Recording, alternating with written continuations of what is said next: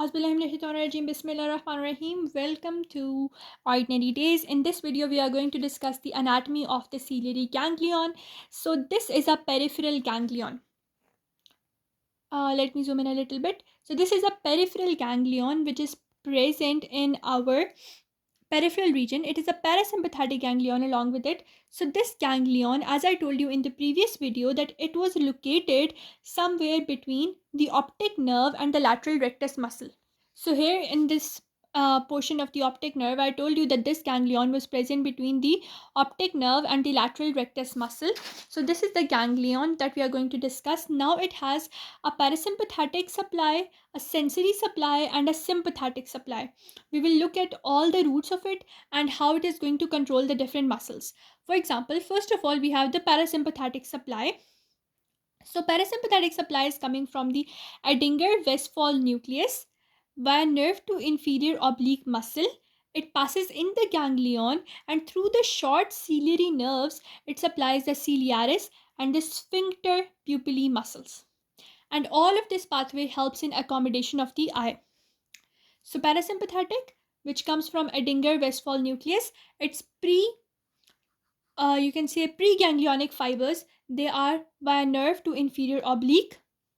The postganglionic fibers pass through short ciliary nerves and supply ciliaris and sphincter pupillae muscle. Sphincter or constrictor pupillae muscle. So parasympathetic supplies CC muscles or constrictor and ciliaris muscles.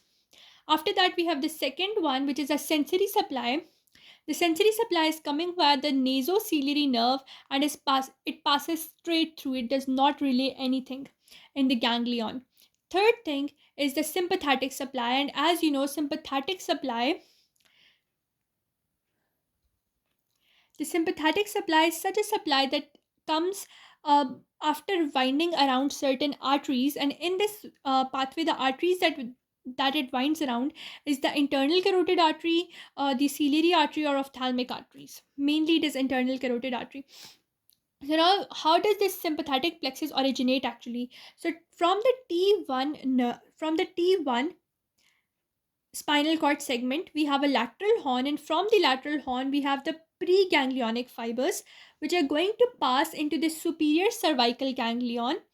Then its postganglionic fibers, now they wind around the internal carotid artery, forming a sympathetic plexus, and these postganglionic fibers are now going to go to this ciliary ganglion, give fibers which pass via the short ciliary nerve and supply the dilator pupillae muscles.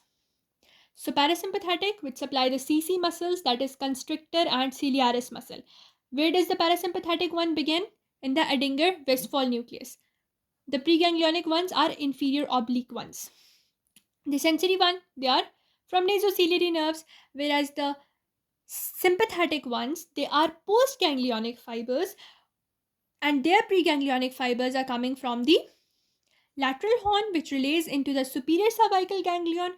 From here, the postganglionic fibers, they wind around internal carotid artery and they give their fibers into the ganglion. From the ganglion, short ciliary nerve now emerge and they pass to the dilator pupillae muscles. Parasympathetic, the CC, sympathetic, the constrictor, the dilator ones, and sensory supplies via the nasociliary nerves. With that, we are done with the ciliary ganglion and its roots.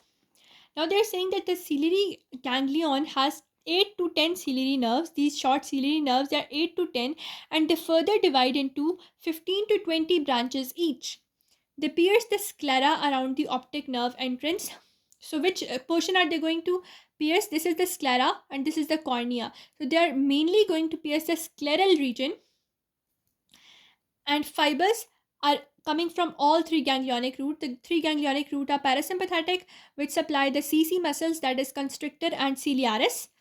The sympathetic, which come from internal carotid artery and supply the dilator muscles, whereas the sensory ones, they are coming from nasociliary nerves. With that, we are done with the anatomy of the ciliary ganglion. In the next video, we are going to discuss the nerves of the eye, that are oculomotor, the trochlear nerve, and the abducens nerve. I hope to meet you guys over there. If you learned something new in this video, please like, share, and subscribe to my video. And if you do not understand anything, please let me know in the comments below. I will clear all your doubts out, inshallah.